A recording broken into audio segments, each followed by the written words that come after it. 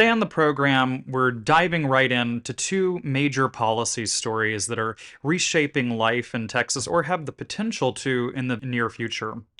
The first of them is an upcoming ballot measure that we want to draw folks' attention to because as we head into the upcoming elections on November 4th, there are always a huge range of really impactful decisions that we get to make and practice when we practice our democracy and go out to vote. And one of those that is particularly relevant to those thinking about the environment this year is Proposition 4, which for folks who've maybe heard about it, understand it has something to do with how we're creating water infrastructure and how we're going to fund that going forward. So first, we're going to sit down with an expert on water policy to talk a little bit about what Prop 4 means and why you should be thinking about it as you get ready to go to the polls. After that, we're going to hear from Luke Metzger, who is a policy expert with Environment Texas, when one of our researchers sits down with him to discuss the Roadless Rule, which is bringing changes to our parks and to our forests across the state and across the country in the near future. Finally, we turn to one of our researchers who has a short piece on fall planting and garden bed prep as we head into a new planting season here in Houston. I'm Weston Twardowski, the Associate Director of Rice's Center for Environmental Studies and Associate Director of Eco Studio in the Rice Sustainability Institute, and you're listening to Gulf Streams on KPFT Houston 90.1 FM, Galveston 89.5 FM, and Huntsville 89.7 FM, where we talk with leading experts and community leaders to better understand the environmental problems and potential solutions facing our community. A quick reminder, you can catch up on Gulf Streams anytime through our podcast, available on all major podcast platforms. If you enjoy the show, please like and subscribe to make sure you never miss an episode. First up, we're joined by Jennifer Walker, who is a water resources expert at the Texas Living Waters Project. Jennifer Walker, welcome to the program. Hi, thank you for having me. So just for our listeners, I know you're at National Wildlife Federation. You're also at the Texas Living Waters Project. Can you just tell us a little bit about you and your background and how you came to become a water advocate and leader in the state? Yeah, sure. I'm the director of the Texas Coast and Water Program at National Wildlife Federation. And we have a team of 4 people working on water policy in the state and coastal issues. But a large part of our work is leading and participating in the Texas Living Waters Coalition, which is a coalition of 6 different groups working together on water policy in the state. So it's National Wildlife Federation, Sierra Club Lone Star Chapter, the Nature Conservancy of Texas, Hill Country Alliance, Galveston Bay Foundation, and Bayou City Waterkeepers. So we all work together in a really super collaborative way. And so to your original question was like, how did I start doing this? Well, I actually, the Texas Living Waters, this coalition, this collaborative effort is 25 years old next year. And I started out working with this team when I was a water program assistant at the Lone Star chapter of the Sierra Club. Okay. So I've worked on water and water policy, either at Sierra Club or directly on the Living Waters for, the last 20 years, which is crazy to think that it's been that long. But we've done so much good. And I really feel like that we've really evolved our program to meet the challenges and opportunities in front of us. And now I work at National Wildlife Federation and I lead the coalition, but really I try to very actively co-lead it with all of our partner organizations. I just, set the meetings and we all show up and we do our really good and strategic planning together. So I've been working on this for a long time. I certainly didn't expect to be doing water policy when I started out, graduating from UT Austin and stuff, but here I am and it's really great and I really love it. It's very interesting. Well, we're glad to have thoughtful people working on water issues around the state. I think no matter where you are in Texas, water is something we all experience quite regularly, either having too much of or not enough of. Absolutely. So it's a visceral issue in the state, and I just want to highlight. You mentioned Bayou City Waterkeeper and Galveston Bay Foundation, both of which we are out of Houston, and so we think very much about Houston issues in particular. Although, as demonstrated perhaps best in some ways by watershed issues often are these statewide issues, and it's really hard to separate what happens upstream in some other area or some other related body of water around where we are. Even as you're mentioning, the Texas coast, these things are so interconnected and intertwined that these often are really statewide challenges that we're facing that need addressing from multiple groups. So it's great to know about that kind of coalitional work where we're thinking about that. I'm having you on today specifically to talk about an upcoming ballot measure that a lot of my water policy friends have been quite animated about. And so I wanted to create an opportunity just to talk about and hear what's going on, because we do have an election coming up. I know it's an off-year election, as we sometimes say, but there's quite a few ballot measures on there. And so in our early drive to inform the public about what's going on their ballot, water is certainly one of the key things that, for those of us who are thinking about the environment, very much connected to. So can you tell us a little bit about Prop 4, what it is and why it matters, and why all my water policy friends have been talking about it recently? Yeah, so Prop 4 is on the November 4th ballot. Has a lot of fours in this. But we're real excited about this because what Prop 4 does is it provides, if it passes in November, it will provide up to $20 billion, with the billion with a B, up to $20 billion in water infrastructure and water supply funding. And this is going to come in the form of $1 billion per year over a 20-year time horizon. And the funding resource will be sales tax revenue. We're not raising the sales tax rate. It's the current sales tax that we all pay. Sales tax revenue is expected to continue to increase over time. And as it increases, $1 billion of it, above a certain amount, will be dedicated towards water supply funding. Now, this is really important. I mean, so just a little bit of background on how we got here and why we're talking about Prop 4 today is that during the 2025 Texas legislative session, there were several sessions, but the main one, the regular session that started earlier this year, Governor Abbott called for a Texas-sized investment in water in Texas. But there had also been lawmakers and advocates such as ourselves and our partners in Texas Living Waters, and then the larger conservation community, and also trade community and other groups really calling for, really since Winter Storm Uri, and really calling for an investment and really naming it and saying we need to invest in our water infrastructure in the state, that our water infrastructure was seeing problems, but also we need funding for water supply solutions. So this thing may have come into people's consciousness recently, but there's been a lot of work going into it. So Senator Perry passed SB 7, and then Chairman Harris, Representative Cody Harris, passed HJR 7, and these are the two bills that really get us to where we are with Prop 4. HJR 7, of course, leads to Prop 4. House Joint Resolution and State Bill. Sorry, yes, Yeah. House Joint Resolution. So these are our government passing Yeah. measures to get us to Prop 4. Yeah.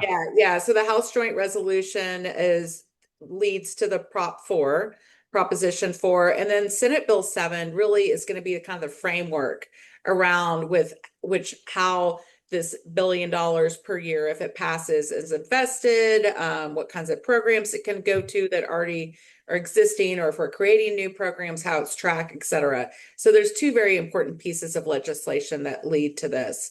And see, here we are only a few minutes in, and I'm already getting into the weeds because people love to do that. But that's okay. I do want to go back to yeah. maybe the first thing that I think folks will want to know is this a new tax? This is not a new tax at all. So this is, how we go, we pay sales tax on all kinds of things that we pay for. The money to fund the Texas Water Fund is what it's called. The $1 billion per year will come out of existing sales tax revenue. So what this is really doing is just saying, out of the existing tax that we already have, this is a priority for how we're apportioning those funds, right? We're just saying these funds need to go here first. Yes, exactly. And what they're doing too is, this the Texas Water Fund won't start putting money into it until sales tax revenue grows to a certain level. So they're not even Mm. taking like existing or like taking it away from something else. It is going to be growth in sales tax revenue. And it's above $46.5 billion in sales tax revenue. Once it gets above that, the next billion it goes to the Texas Water Fund. So you can impress Gotcha. your friends at trivia night with that little factoid. So then can you walk us through a little bit the Texas Water Fund, which I think you were just going to, what it is, what it does, and what some of these projects might look like? Yeah, so the Texas Water Fund is this umbrella fund that can be used to fund lots of existing programs that are at our state agency called the Texas Water Development Board. There's a whole lot of different programs that they run that provide funding to water utilities across the state in order to do different things related to our water supply and water infrastructure. Can you give us some examples of what some of those things look like? Absolutely. Yeah, so there is the state revolving fund. We have the Clean Water and Drinking Water State Revolving Fund. We have federal funds that come into that program, but we have to match those funds. Mhm. So it could be used for that. We have this is a new program that was added, the Agricultural Water Conservation Program. Mm. The state will give out grants. This is a small program. They'll give out grants to agricultural producers so that they can put in measures so that they'll use less water. Agricultural water use is one of the biggest water uses in our state. Um, there's going to be money that can go into the SWIFT program, which is this state water implementation fund for Texas. This is a huge program that funds projects that or can fund projects that they apply that are included in our state water plan. Our state water plan is a huge effort that is updated every 5 years, where they have regional water planning groups across the state that look at their water supply, their water demand, um, if there's enough supply to meet demand, and if there isn't, then they come up with strategies in order to meet Mm. that demand. And that is where those are the projects that are eligible to be funded through the SWIFT program, or State Water Implementation Fund for Texas. I actually serve on one of those regional water planning groups for the Lower Colorado River. So it's a lot of work. Each group puts together a regional plan and it gets fed up to the Water Development Board, and it's a state water plan. So that's a big program that could be funded. There is also some other smaller programs that are really focused towards rural areas, towards economically disadvantaged areas. One of the things that could be funded is our flood infrastructure fund, which is not necessarily water supply, but there is a nexus between that if you develop a project that way. But as we know from the devastating floods that we saw in the state over the 4th of July weekend, we need to put in some flood safety, flood mitigation measures. And so we have our state's first ever state flood plan that got adopted last year in 2024. And it has strategy. And again, they use that same model, regional groups feeding up to a state flood plan. Mm. There's a lot of strategies in there for ways to protect communities, to protect people and property from flooding. So some of these funds could go into the flood infrastructure fund that would be distributed through grants and low interest loans through the state as well. And then there's also the new Water Supply for Texas Fund, which is a program that is geared towards developing new water supplies. And it has some different types of water uses prioritized for that. And then there's a way that these are allocated out. 50% of the funding they want to see go towards new water supply or SWIFT projects that are in our state water plan. And then the rest of the programs really would be for the other 50%. And then the bill really goes on to prioritize different types of water strategies. Like, we're very glad that it's prioritizing water loss mitigation. This is a huge a huge thing that we've really helped identify, that our water supply infrastructure in our cities, and this is a huge problem in Houston, our water supply infrastructure, we pull the water out of whatever our supply is, a lake or Mhm. groundwater or whatever, treat it at the water treatment plant, we put it in pipes to send it to your house or my house, and we lose water along the way. These Mm, pipes are not fully tight. Our study showed that we were losing about 50 gallons per service connection per day across the state. mm. So every day, water going to your house, we lose 50 gallons along the way. Uh, Wow. so really, what we showed was that we were losing about 186 billion gallons of water per year through leaking and deteriorating infrastructure in our state. That's bad news for a state that is looking at water scarcity and areas of water stress. But the good news is that this is a priority for investment under the Texas Water Fund. Um, and and there's other priorities as well, but we're real. This is a place that we have seen a lot of talk about there being big need across the state. And the first slug of funding that came from the Texas Water Fund, because it was adopted, it was adopted in 2023, the initial, just the Texas Water Fund, and $1 million is put in it. They've already spent a couple $100 million the Texas Water Development Board has on water loss in small and rural communities. And that's really going to help them a lot if it means a difference between having to go out and find additional, potentially expensive supplies. No, that's huge. I mean, water loss, especially, I think folks are very aware that, across the state, we have large parts of Texas that are consistently in drought conditions. I will note Houston is in low grade drought conditions as we're recording this. Yeah. Has been for a couple of weeks now.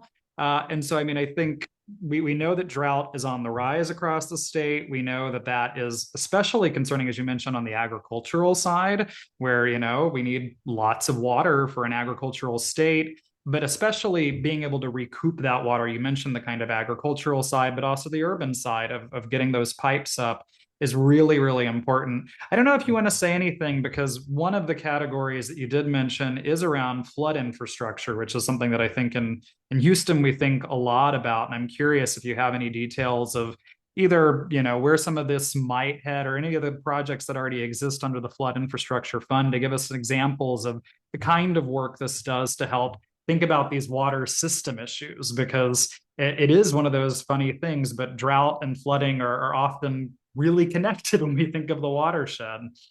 I mean, when you talk about drought and flooding being really connected, I'll answer your question, but I have a great example that I was just thinking about from Austin today, which is where I'm based.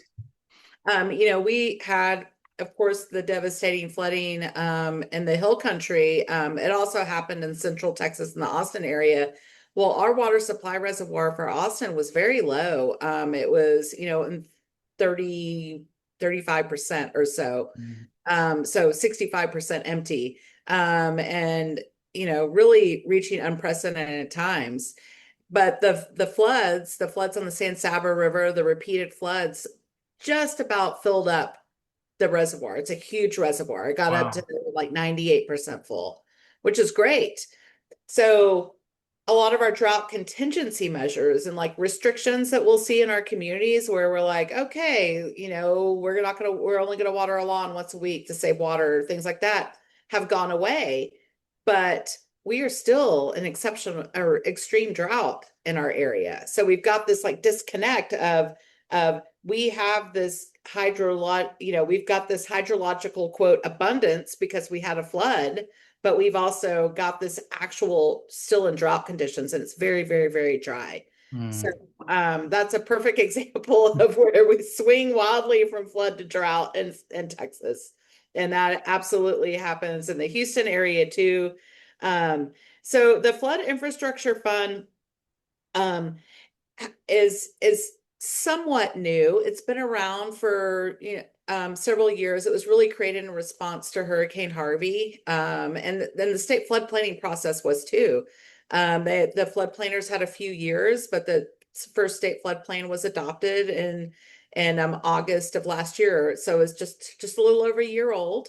And that plan includes strategies to protect communities, to protect people and property. And so some of them are structural and like big strategies, things that we may not love, like the Coastal Spine Project or something like that, depending on your perspective, or nature-based infrastructure, and different things to really slow down water when it's coming, but also to maybe to provide benefits when it's not flooding, such as green space or water filtration or habitat. Um, um, and then also it includes structural things, like flood warning systems, different things like that. There's a whole list of policy recommendations in there. So there's a lot of things that could be funded through the Flood Infrastructure Fund, and you can find what those are in the state flood plan. So those will be eligible. The legislature has already appropriated a good amount of money to the Flood Infrastructure Fund, but like all these funds, it's never enough to really for the need out there. And Texas is so flood prone and so natural disaster prone that we definitely, every dollar that we spend protecting our communities will be a good investment, of course. Well, I'm just glancing at the Texas Water Board website. There's a great dashboard they have specifically around the Flood Infrastructure Fund projects, and I mean they list out 140 projects across the state, 670 million dollars, so shy of a billion. Which these projects they carry big price tags. They do, When yeah. there's a lot of debate in Houston. We've talked about it before. We won't talk about it right now, but there's a lot of debate around what we colloquially call the Ike Dike. And I mean, Yeah. that has I think it's around 50, 67 billion dollar price tag attached to it. So I mean, for perspective, when we think of these, especially large infrastructural projects, even though you look at the number and you're kind of like, wow, it's almost already $700 million. That doesn't actually go that far when we're talking about these Yeah. kind of. We're a big state. We're a big state. There's a lot of need. And not only on, water supply, just new water supplies, fixing our existing infrastructure, uh, implementing flood mitigation for our communities. Also, wastewater infrastructure needs to be handled as well. And it was included in SB 7 this time as an eligible place to spend some of this money. So we have a whole spectrum of need. And this $1 billion is a great investment in that. It is going to do so much. There is lots of places that this money can be invested. And it's teed up in the state water plan. It's teed up through communities, like knowing what their needs are. So it's going to be really interesting to see how it comes together. And one of the great things about this when you're making a huge investment and starting up like something like this is there's a lot of oversight that's going to be around this. The legislature included a lot of information or requests in the bill, direction, if you will, not request, it's direction, about how this is going to be tracked. And so the Texas Water Development Board that's going to administer this is going to have a lot of information about this as we move forward. And there's going to be implementation process and stakeholder processes around this. And I think it's a really great opportunity for folks to get involved in the decision making around our water supply. I mean, I think we've really kind of moved beyond the time where we can be bystanders in that, and just kind of expect everything, to just turn on your faucet and everything works. I mean, to be clear, we can absolutely expect to turn on our faucet and have everything work. But But that's because of sustained effort and that's investment and because oversight. Yeah. yes, and that's not and shouldn't going to go away. I don't want to say that. I've maybe misstated that a little bit, but the thing is the solutions are getting more complex. The investments cost more, which will impact our pocketbooks. So we want to make sure, and then, the climate is variable, and we've got a lot of factors that haven't been at play that are really kind of coming up.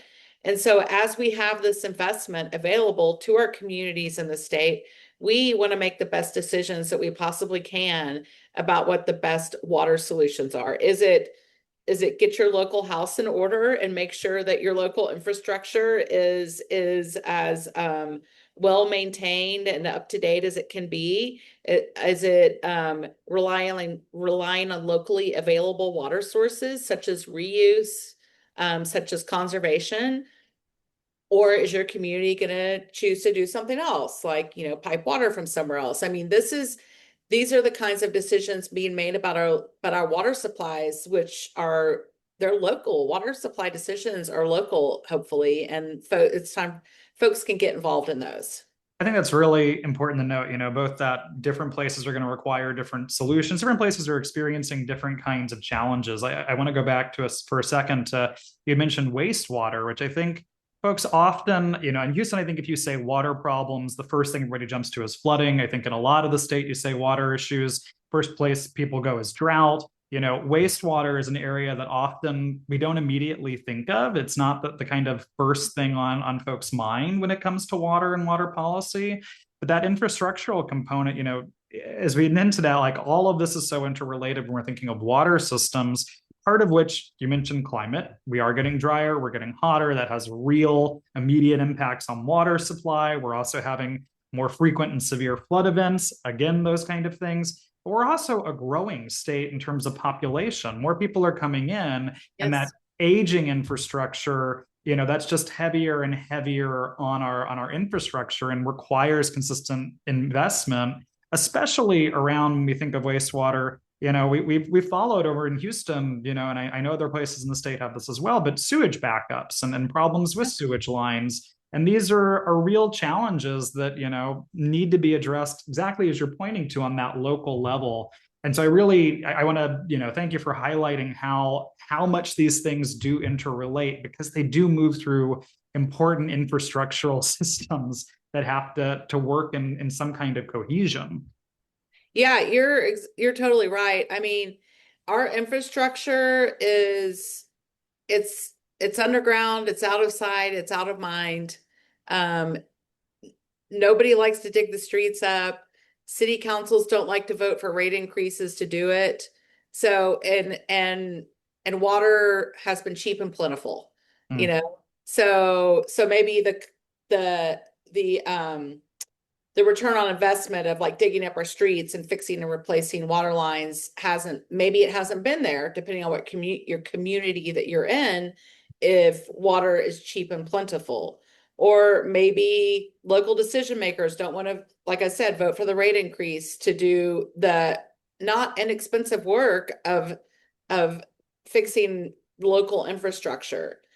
There's a lot of different ways that kind of lead us to the situation that we're in.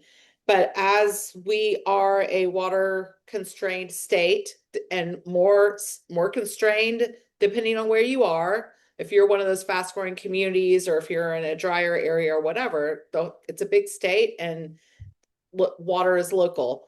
But you have to like really look at what your water supply context is and understand it and really think about, what do we need to do to make sure that we have reliable and resilient and durable water supply into the future. And you really have to invest in infrastructure. And so the Texas Water Fund and Prop 4 provides a real stream of that, provides, a reliable, consistent, long-term, 20 years funding source for that. Is it enough to cover all the need that's out there? No.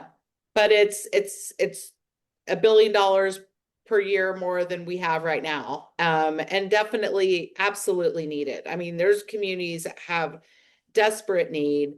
And then there's other folks that are like, they can save their ratepayers millions of dollars by getting, Mm. a favorable percentage rate, a lower interest rate than what they would be able to borrow otherwise. So there's a lot of different ways that this is going to really land in our communities in the state. Thank you so much. Thanks so much for walking us through this.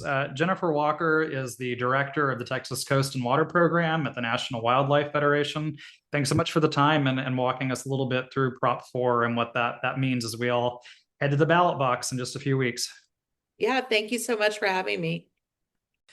Now we'll go to our researcher Antara, who has a piece all about the roadless rule, what it is, why it matters, how it impacts us here in Texas, and what its potential repeal means for our state forest all across the state and beyond. So, to learn more about the impacts of rescinding the roadless rule, we turn to Luke Metzger, Executive Director at Environment Texas. Mr. Metzger, welcome to Gulf Streams. We're so excited to have you. Happy to be on. Thanks for inviting me. For people who might not know about you yet, could you start us off by telling us a bit about yourself and the work you do at Environment Texas? Sure. So I'm the executive director, and we're a nonprofit advocate whose mission is to preserve and restore our natural world. And so we work on everything from advocating for clean air and water to abundant parks and open spaces to fighting for a livable climate. And we've worked on forest policy for a few decades, and it was this actual issue was one of the first campaigns I ever worked on with our organization, coming right out of college. Now, 27 years ago. So definitely something that's close to my heart. In your own words, so what is the roadless rule? How has it functioned historically?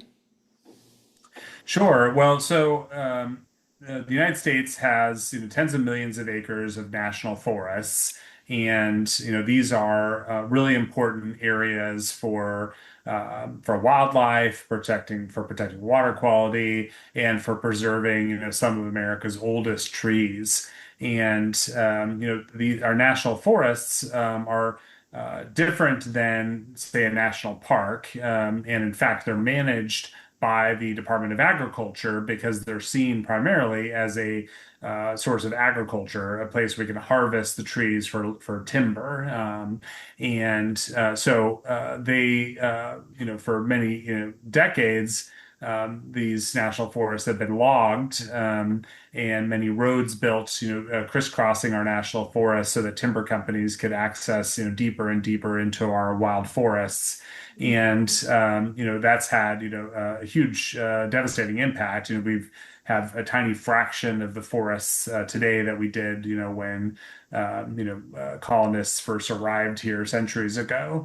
And so, in the final days of the Clinton administration in 2001, President Clinton, signed into law the Roadless Rule, which set aside and protected some 60 million acres of our national forest system and said, okay, we're still going to allow logging in a lot of our national forests, but these are the areas that are thus far mostly untouched. They don't have a lot of roads through them, and they have some of the most important ecological areas in our national forests. So we're going to set them aside, protect them, and not allow a lot of road building and logging and so on. And so that rule has been the law of the land, for more than 20 years now.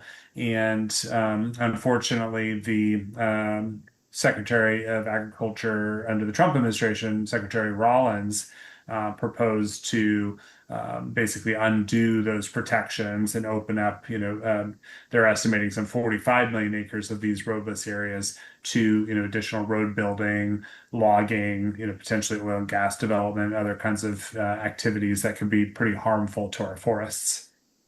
Yeah, and I think speaking of Secretary Rollins, one thing I wanted to ask you about is that a lot of the rhetoric kind of behind rescinding the roadless rule has been around wildfire and the idea that it'll help increase our fire responsiveness, decrease the frequency of wildfires.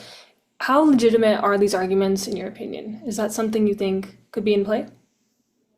Yeah, I mean, I think wildfires and kind of forest ecology is a complicated issue, and but I think that Secretary Rollins is vastly overstating, the potential benefits in terms of wildfire mitigation. And in fact, we know that when many wildfires can be sparked, by chainsaws and other, logging equipment that are deep in the forests.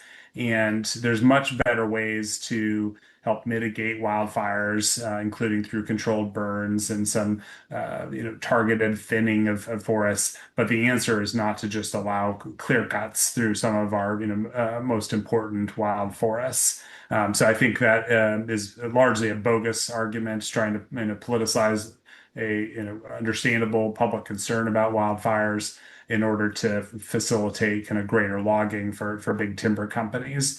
We know some of the biggest concerns with wildfires are actually from, the climate crisis. As the planet warms up, a lot of the underbrush, becomes drier and becomes more susceptible to fire. And there's a lot that we need to be doing to reduce those impacts, and also including things like making sure that we limit development near our forests, create kind of wildland urban interface, areas that are set aside and not allowed for development, so that if there is a wildfire, it doesn't, potentially consume entire communities nearby. So yeah, I think that is a false argument. Thank you. It's interesting to kind of talk about that, especially with this coming out so soon after the LA wildfires. I think it's something that, the entire climate space is thinking a lot about.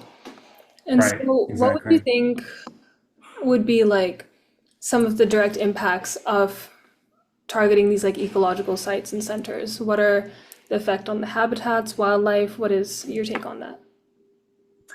Yeah, our national forests are home to, hundreds of endangered and threatened species, and often those species are very vulnerable to loss of habitat. That's often one of the biggest threats to their survival. And so, opening up more and more of these wild areas disturbs their habitat, just potentially destroys their habitat entirely, which can really put stress, on vulnerable animals. We also know that these are popular recreation areas. And, there's including, some areas right in Sam Houston National Forest, which is one of the national forests that could be impacted by this change for the roadless protections. And a lot of, that goes through the Lone Star hiking trail. And so, which is a very popular place where people can, try and get away from the city and have a sense of, the wild and, what our nation used to look like, decades or centuries ago. And if instead we have, logging and clear cutting operations, that I think really diminishes the experience for hikers and other people camping and otherwise recreating in these national forests. We also know that our national forests are really important for drinking water quality. They serve, as filters for a lot of pollution that flows through our creeks and wetlands and rivers, which ultimately wind up in our cities, including in Houston. And so I think there's a risk that greater water pollution if this uh, to move forward. I'm really sorry, but I think you cut off a little bit after you mentioned how it could be useful for water quality. Could you just like say that one more time? Yeah, sure. Sorry about that. Yeah, and I think these our national forests also serve as important filters for our waters, and so I think if we allow additional logging or development in our national forests, that could potentially increase. Sorry, my phone keep ringing, so it's Oh no, that's okay. all good. So No. our national forests serve as filters for our drinking water supplies. And if we allow additional logging or other development activities in our national forests, that could potentially increase pollution in the rivers that supply our cities, including for Houston. Yeah, and I think especially as you said for Houston, a big like issue we talk about often is air and water quality. And so it's kind of interesting to see how our forests are so intertwined with that. Yeah, exactly. People don't often think of that, but that's a really important kind of ecosystem service that forests provide in addition to, wildlife habitat and recreation. And you mentioned the Sam Houston National Park, but are there any other like areas in Texas that you think could be most strongly affected by this policy? No, it's just, there's some 45 million acres nationally that are at risk, but there's only some 4,000 of those acres here in Texas, and they're all within Sam Houston National Forest. I think, East Texas used to have, centuries old forests, but around, the late 19th to the early 20th century, there was a huge logging boom in East Texas. Led by, for example, some of the logging barons like Mr. Kirby, who Houstonians might recognize from Kirby Drive.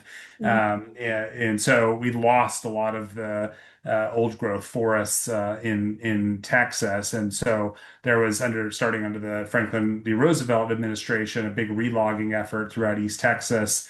And so now a lot of those trees are now, reaching 80, 90, 100 years old. So they're starting to become mature. And we have a chance then, if we leave them alone, them turning into old growth, forests, which, I think are so important, both, ecologically, but also just from, I think, an aesthetic standpoint and our love and appreciation of these big old trees. But it's critical that we leave them alone. And we can't just keep chopping them down, or we won't have those old wild forests anymore. Yeah, and out of curiosity, where do you know where in the country the rest of this like 56 million tends to fall? Like which areas in the nation are most affected by the roadless rule, if not Texas? Yeah, a lot of Western United States, so, Montana, Oregon, Washington, Alaska, California, but really throughout the country, there are still, national forests all around the country, including in the East Coast as well, and in Michigan, so all over. But yeah, particularly heavy concentration in some of the Western states. And then I was just thinking, like, for people who are listening to this and who are concerned about our forests, what kind of actions could they take against this policy? What are our avenues to advocate against it? Yeah, well, I mean, I think we need to contact the Forest Service and Secretary Rollins and urge them to back off this proposal. So I think, contacting the departments directly, we can also contact members of Congress. I think that Congress also has a role to play in all of this. But yeah, very important that we speak out and let our elected officials and let our administrators know that the values of preserving wild forests are much greater than any short-term benefit we could get from some additional timber. Well, wonderful. Thank you so much. Those were very insightful answers. And I think especially it's something that I've noticed after moving to Texas, like a decade ago, that like the amount of trees, I mean, you see out and about is just like dramatically dropped, especially in a high construction area like Houston. So I think it's something that Texan people have noticed. We have a great affection for kind of the natural world and being out and about, you know, and hiking and camping. And I think it's interesting to see how that'll affect recreation as well, and like the idea of children going to the camps and that sort of thing. And I think you mentioned like hiking. How do you think it would affect like kind of our ability to go out and continue to do these things? Yeah, like I was saying, I think like with the Lone Star Hiking Trail, which goes through, some of these areas that are potentially on the chopping block in this proposal, that one, it would, I think mar the experience if you just see a bunch of stumps instead of, big towering old trees. But potentially also, during logging operations, the hiking trails might be closed down because they're doing some heavy activity there, and so that might mean you're not able to hike at all for periods. And so yeah, definitely would think significantly impact this really great recreational resource that Greater Houston has to it. Yeah, and I mean, especially if you consider, like, you mentioned water pollution, but also air pollution, I guess. If you're actually going out and spending time in these areas, I imagine that might also have an effect on the kind of air you're breathing when you're out in nature. Oh, certainly. We know Houston has a serious problem with smog pollution, with soot, and so getting away from it, even for short periods, and breathing, fresh, clean air can have a big impact on your health. Well, wonderful. Thank you so much for all your answers. This was really, really enlightening. And I think it's something that I kind of first stumbled upon with Environment Texas. And so I'm really glad I got the chance to flesh this out more with you. Yeah, well, I enjoyed it. Feel free to reach out anytime. Perfect. Thank you so much. Okay, take care. Bye. Finally, we have two short pieces from our researcher Nomin, all about gardening as we head into the fall planting season. For today's gardening segment, I'm joined by Stephanie Gray, a county extension agent in horticulture in Houston, Texas, working with the Texas A&M AgriLife Extension Service. To start our conversation today, Stephanie begins with a discussion on bed preparation for lawns and why it's important. So we're talking about turf grass establishment in Houston and bed preparations for your lawn. So there's different options for planting turf or grass in your lawn. So the first thing is considering what variety of grass you want to plant in your lawn. So there's a lot of research out there about what specific species and varieties of grass or turf does best in our area in Houston. So some popular grass species are like St. Augustine grass, azoysia grass, Bermuda grass, buffalo grass, and then we have some bluegrasses as well. But it depends on what variety of grass you're going to select. So I recommend going to our website, Aggie Turf. And there's a lot of information about, how shade tolerant certain species of grass are. So like anything, before you decide what to plant in your yard, you want to assess the site. So look at what areas of your lawn are covered in shade, what areas of your lawn are in the sun. Take into consideration the drainage of your soil. So do you have a really heavy clay soil, or are you more of a sandy type of soil? All of these will help you decide what kind of species you want to plant in your yard. From there, you'll be able to determine if you can direct seed or if you have to establish sod. And sod is just basically like a sheet of grass, like a little cut of grass. It's already sprouted. So you're basically transplanting that sod into your lawn, and then the roots will establish into the soil of your yard. So it's really important to do proper bed preparation before you lay down any sod. And a lot of this has to do with, again, making sure that you're tilling up your soil, reducing compaction, adding any type of nutrients to the soil that you might need to, and then watering in on a really regular schedule. So upon establishment, turf and sod really need to be watered about every other day for the first 2 or 3 weeks until those roots are established into the native ground. Apart from that, you can reduce your watering to about 1 inch every 7 days. And I'll mention again the Water My Yard website, because that's really great in helping you to establish turf as well. Make sure you're not overwatering it. In addition to establishing like a turf lawn, in those kind of hard to establish areas, which are maybe beneath a tree where there's not very much sun, where there's kind of root disturbances in the soil, we really recommend reaching for like an alternative ground cover. So this can be like a ruellia or a frog fruit. Kind of intermingling these native or adapted plants into a large stretch of lawn or turf will help to reduce the water inputs, and it'll help create more of like a resilient yard.